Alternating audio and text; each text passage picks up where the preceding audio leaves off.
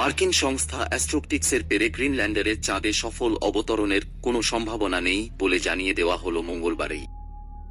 এর আগে উৎক্ষেপণের কয়েক ঘণ্টা পরই মহাকাশযানে বিপদের মুখোমুখি হয়েছিল পেরেগ্রিন মহাকাশযানটি। তখনই প্রায় স্পষ্ট হয়ে গিয়েছিল চিত্রটা। আর মঙ্গলবার অ্যাস্ট্রোপটিক্স অকপটে স্বীকার করে নিল, চাঁদে সফট ল্যান্ডিং করা হবে না তাদের পেরেগ্রিন ল্যান্ডারের পক্ষে। উল্লেখ্য, এই মিশনের মাধ্যমে প্রায় 5 দশক পর চাঁদের মাটিতে পা রাখার চেষ্টায় ছিল আমেরিকা। উল্লেখ্য, পেরেগ্রিনের হাত ধরে দীর্ঘ 50 বছর পর ফের একবার চাঁদে পা রাখার স্বপ্ন দেখছিল আমেরিকা।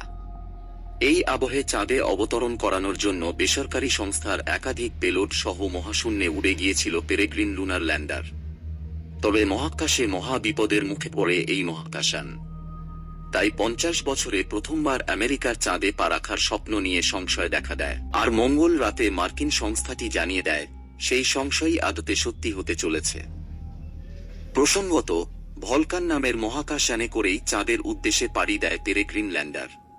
উৎক্ষেপণের 30 মিনিট পর জানানো হয়েছিল, মহাকাশে এই যান স্থিতিশীল অবস্থায় আছে, তা পৃথিবীকে প্রদক্ষিণ করেছে। তবে এর কিছু পরেই যান্ত্রিক কিছু গোলযোগ দেখা দেয় এই মহাকাশযানে। জানা যায়, পেরেগ্রিনের সোলার প্যানেলে কিছু সমস্যা দেখা দিয়েছে। জানা গিয়েছে, মহাকাশযানের সোলার প্যানেলকে সূর্যের দিকে ঘোরাতে পারছেন না বিজ্ঞানীরা। এই আবহে মহাকাশযানে থাকা ব্যাটারি শীঘ্রই শক্তি হারিয়ে ফেলবে। বিজ্ঞানীরা বহু চেষ্টা করা সত্ত্বেও মহাকাশযানে যে সমস্যা রয়ে গিয়েছে তা মেনে নেওয়া হয়েছে। এই আবহে মিশনের দায়িত্বে থাকা কর্তৃপক্ষ কার্যত আভাস দিয়ে দিয়েছিল যে এই মহাকাশযান লক্ষ্যে পৌঁছতে পারবে না। এরই মাঝে সংস্থার তরফ থেকে মহাকাশযানের একটি ছবি প্রকাশ করা হয়েছে। তাতে দেখা গিয়েছে, মহাকাশযানের বাইরের আস্তরণ ক্ষতিগ্রস্ত হয়েছে। উল্লেখ্য, বিশ্বে এই প্রথম কোনো বেসরকারি সংস্থা চাঁদে অবতরণ করার লক্ষ্যে মহাকাশযান উৎক্ষেপণ করেছিল। সোমবার ফ্লোরিডার Cape Canaveral Space Force Station থেকে ভলকান রকেটে চেপে চাঁদের উদ্দেশ্যে পাড়ি দিয়েছিল পেরেগ্রিন ল্যান্ডার। আগামী 23 ফেব্রুয়ারি চাঁদে নামার কথা ছিল পেরেগ্রিন ল্যান্ডারের।